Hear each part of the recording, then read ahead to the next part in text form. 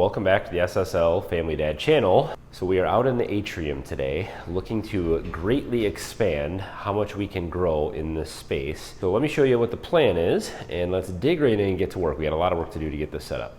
All right, let's try to give you guys a little reference. So we've got a lot of south-facing, real big windows right here.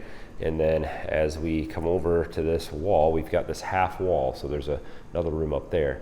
But this is an 8-foot tall wall right here.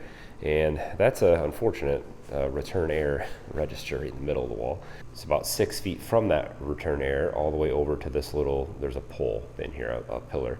We're gonna take all this space right here and we are gonna turn it in to this. This is a hanging or what they call a hanging. It's a wall mount planting system from Worth Gardening. And basically what it is you get these pots.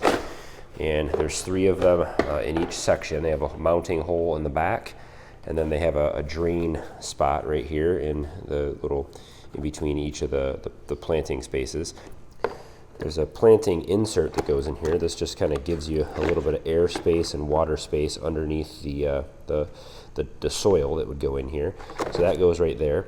And each one is offset with one another. So this one here would drain into this one, which would drain into the one below it. So they all kind of drain, so you can just water the top of this whole row and it will kind of soak through this entire wall.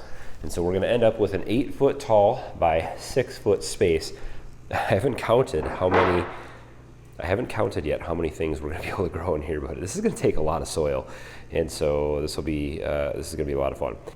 So the plan is going to be to put some of these kind of battens up against the wall. You could do this on an outside wall, a brick wall, put 4x4s in the ground and put this on the back side of your garden, anything like that. But in this case, we're going to use these battens and we're going to mount them to the wall. There's studs running in here, so we're going to screw those in. I'm going to cover this with some plywood. I've stained the plywood with some just extra black stain that we had laying around. I just threw it in a little container and used a roller and just rolled it out. So that'll kind of seal the plywood up a little bit. And it also matches the trim that we have in here. So that plywood, that 1/4 inch plywood is gonna go on the face of this, and then the planters will mount to that. So, and all the little gaps that you see in between here, it's just gonna be black. And that's also going to protect the wall, as I'm sure there'll be some splashing or some water or something like that, dirt, other things that will get on the wall, and so that'll protect it. In case we ever want to take this down, we'll just have some screw holes in the wall where the battens attach, and we can fill those with drywall, mud, and sand them and repaint. So that is the plan, so let's get to work.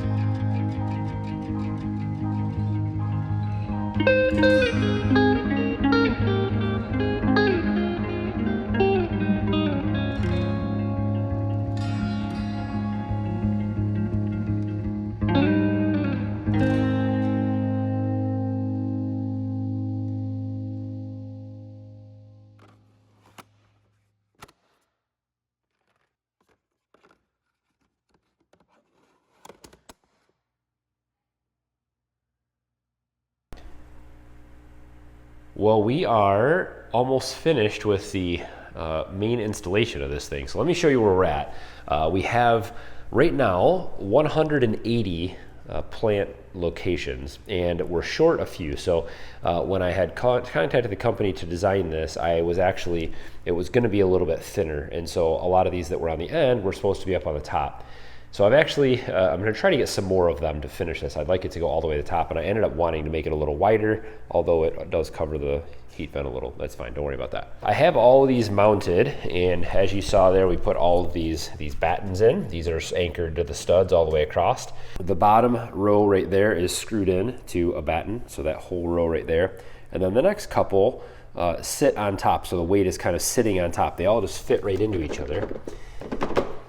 And they lock together really well, so these aren't going anywhere. And then, so what I have here on the instructions, they show that you can go like 4 in between before you anchor another row. But I anchored them every 4th row. So we've got 1 here, we've got 2 that are not anchored, and then the next one is. And so this whole row is screwed in all the way across to the batten.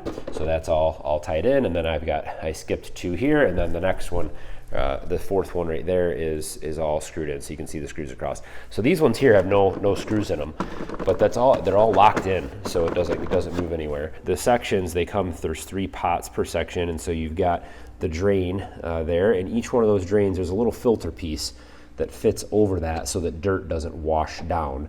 And so you can actually water this thing all the way from the top, and I'll show you how that works in another video. But all the water will drain down between all these, and it makes its way all the way down to the bottom. And then at the bottom here, I'm going to have a catchment, and then we'll use a pump to circulate the water back up at the top. So I just started experimenting. It comes with tubing, and it comes with a bunch of T's. And so basically you'll run the tubing across the top, and you'll put a T at each pot. And it comes with a bunch of little clamps and stuff as well, so you can mount it right to the wood. It actually comes with a hose adapter, so if you were doing this outside, you could hook this right to a hose. Mine's going to sit in a little submersible pump that's going to sit down here in a catchment, so that I can add water to it and just have the pump circulate it. But you put these little T's in the water system, and there'll be one just sitting down in each pot. It'll be mounted right up there it'll be mounted on the top on the wood right there, and it'll just spray water right into each one of these, and then it'll allow that whole drainage system to work, getting all the pots watered. And this is a fairly new thing out there. I haven't seen a lot of these around. I haven't seen a lot of other YouTube videos about this or other people doing this. So I am super excited about getting this whole thing planted out. So we will be having a few videos on this whole planting system, or what they call the hanging garden system from Worth Gardening.